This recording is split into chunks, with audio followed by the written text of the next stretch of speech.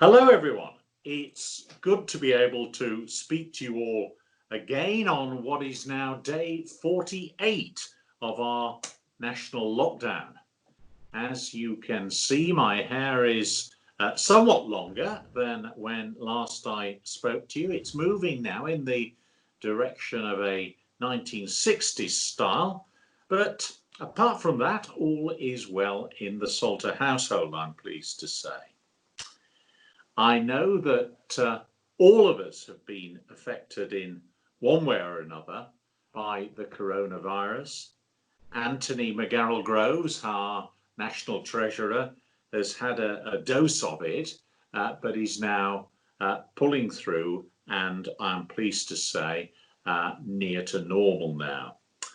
Our National Secretary, Gary Pello, should have been celebrating the wedding of his eldest son Robert next weekend in Norfolk, but sadly that has had to be postponed until next year. Tragically, we have lost at least one member to this dreadful disease.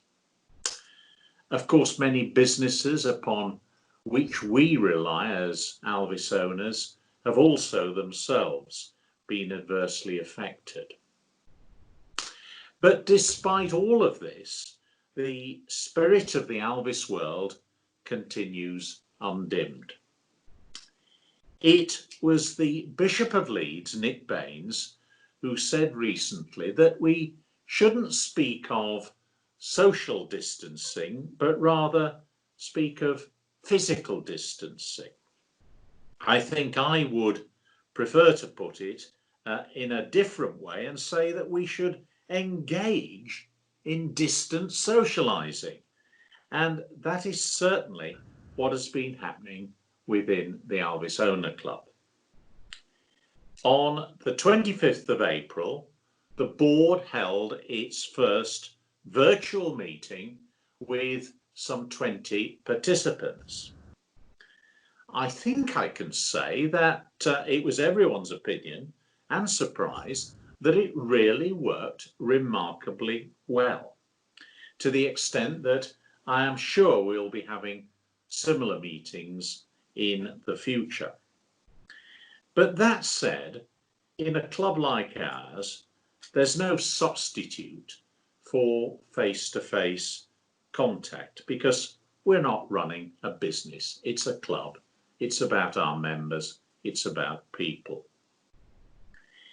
During the course of the meeting, we covered a good deal of ground, although we were, of course, hampered in any form of future planning by not knowing exactly what the government's future intentions were as to the relaxation of the current lockdown restrictions. Three things did emerge from the meeting, however, which I would like to share with you.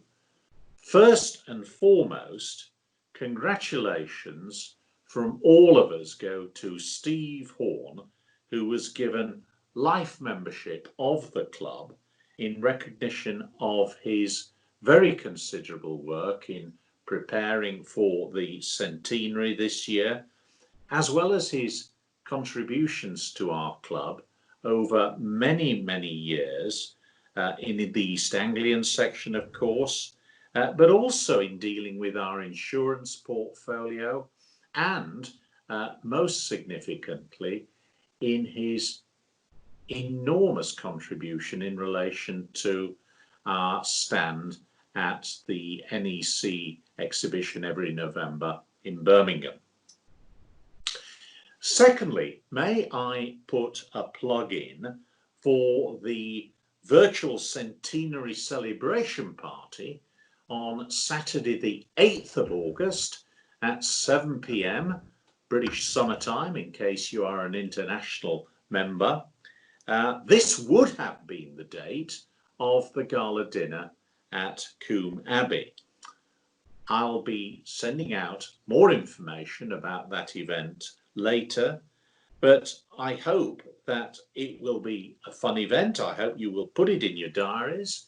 Of course, I recognise that by that stage, not everyone will be in lockdown. I certainly hope that that is the position. But nonetheless, we won't be all together, and it is therefore an excellent way of coming together by one means or another to celebrate the centenary of our mark.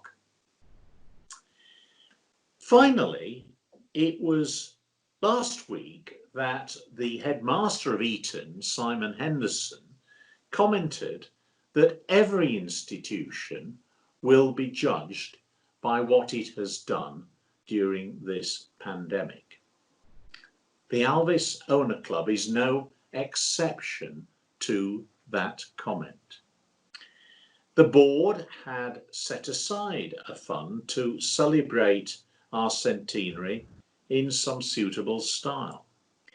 But the board took the view that in the light of the way this year has turned out, it would be quite inappropriate to try and celebrate our centenary in any lavish way when so many people are really struggling financially or in other respects.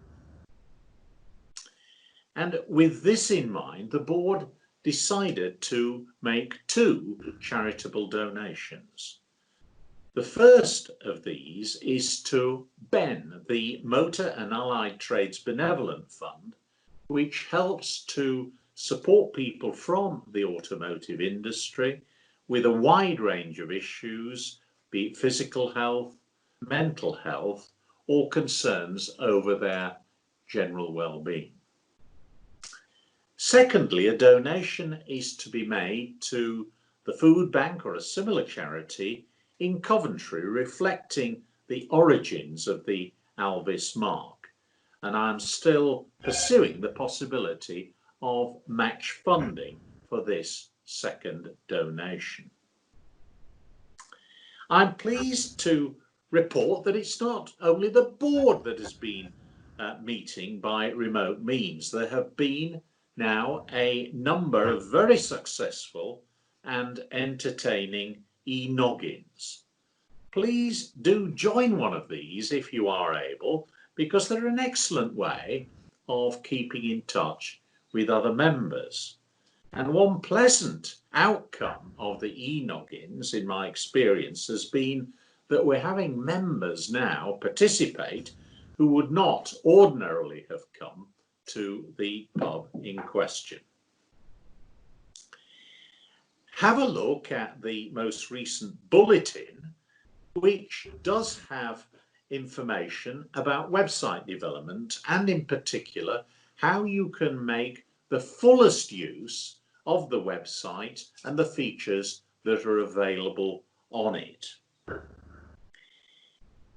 Edgar Shields has been working tirelessly on his AlvFlix project. He's been working at an incredible pace, ably assisted by Robin Gilbert.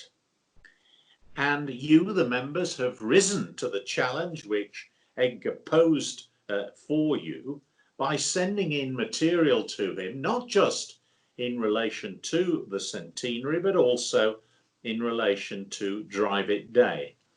And so I say, please keep these contributions coming to Edgar. His dedicated email address for these contributions will appear at the end of this video clip by way of a reminder. Thank you all for the emails that I have received. It's a delight to hear from you all. It's good to know how upbeat you are and to learn of what has been going on in the various sections. Of course, we've just had VE Day up here in Yorkshire. It was a wonderful sunny day. The flags were out. There were some suitably socially distanced street parties going on. And of course, under normal circumstances, I know that a lot of our cars would have been out on the road. By tomorrow, we hope to hear from our Prime Minister as to how the lockdown may gradually be lifted, but I do anticipate that patience is going to be required, and that such relaxations as we will learn about are perhaps eventually going to be on an area by area or age group by age group basis. And so this is something which we are going to have to accept and adapt to as we move forward. I would like to think that we might have something to celebrate with our cars by the time that we reach VJ Day on the 15th of August, which of course was when the war across the globe came to its final conclusion. But whatever the outcome, what I say to you, please, is keep your spirits up. Let's hear from you. Stay in touch with each other, and more than anything, stay safe. Thank you.